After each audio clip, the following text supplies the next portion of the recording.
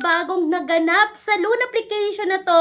Dahil sa 3,000 ng utang mo dito ay babayaran mo na sa loob ng 30 days.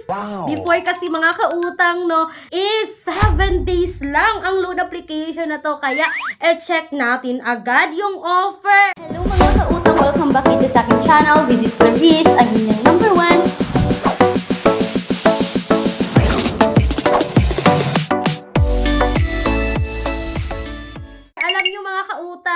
Sa 3,000 na offer ng isang loan application na to, ay meron siyang first installment sa loob ng 10 days ay 2,700.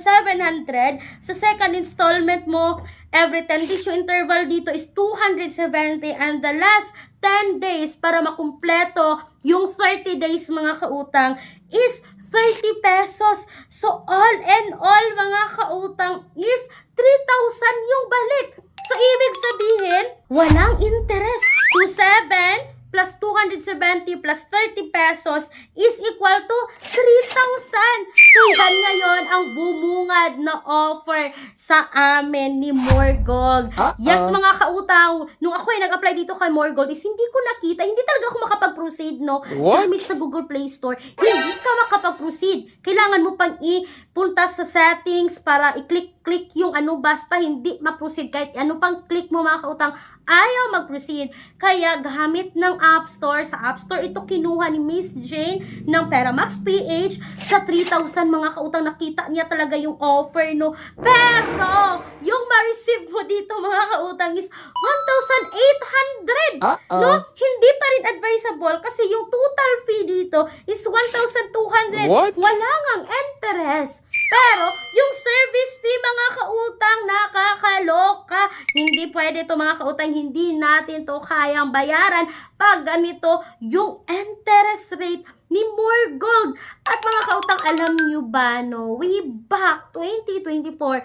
sobrang naharas talaga si Miss Jane dito kay Morgold. Nag-create talaga ng group chat si Morgold mga kautang, no, sa Facebook. Nakita talaga nila, nakuha at na-access talaga niya yung contact list, pati nga yung mga photos ni Ma'am Jane, ni Miss Jane, nakuha ni Morgold. Kaya na sobrang nakakatakot, no, yung previous experience kay Morgold.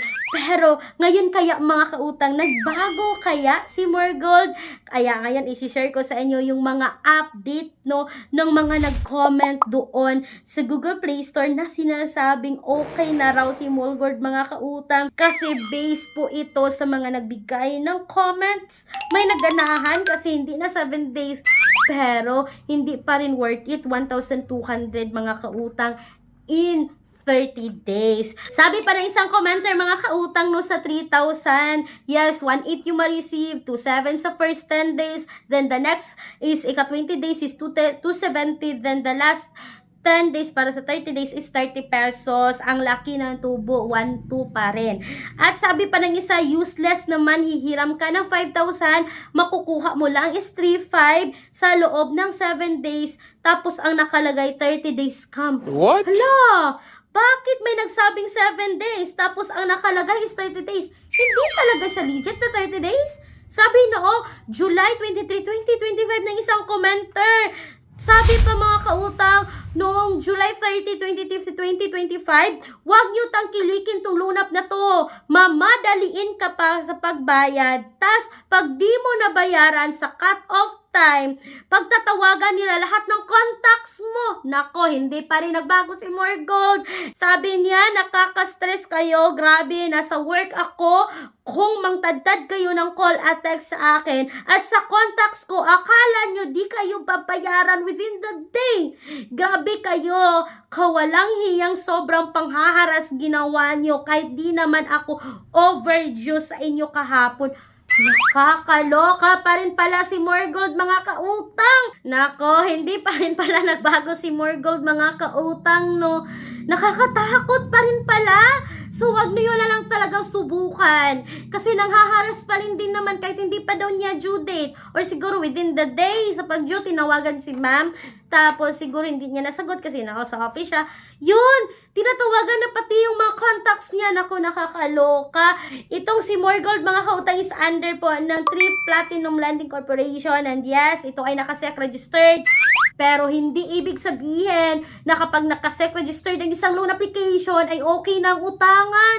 Naku, wag mga kautang kasi halos naman lahat ng mga nagsilabasan ngayon ay nakasec registered. Pero hindi ibig sabihin is okay na ang utangan, no? Kasi may nakakalusot pa rin kagaya ng mga ibang loan application. And by the way mga kautang, si Digido is bigla na lang nawala agad sa Google Play Store but nasa App Store siya or V-App Store pa siya. Yan yung abangan nyo sa susunod video ko, no, about kay Digido kung bakit nawala bigla sa Google Play Store. And by the way, si Morgold is hindi submitting, hindi accessing entities sa CIC.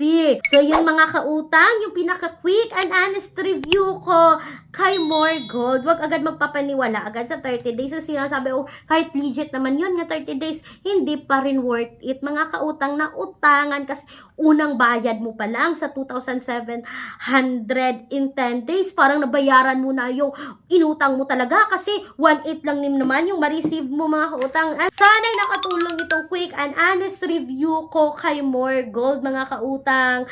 And sana po ay mag-email na kayo sa akin, mag-Viber na kayo sa akin para ma-assist ko na kayo sa bank personal loan kung meron kayo lahat ng mga requirements na kakailanganin. And please take note that all applications submitted is subject for bank approval.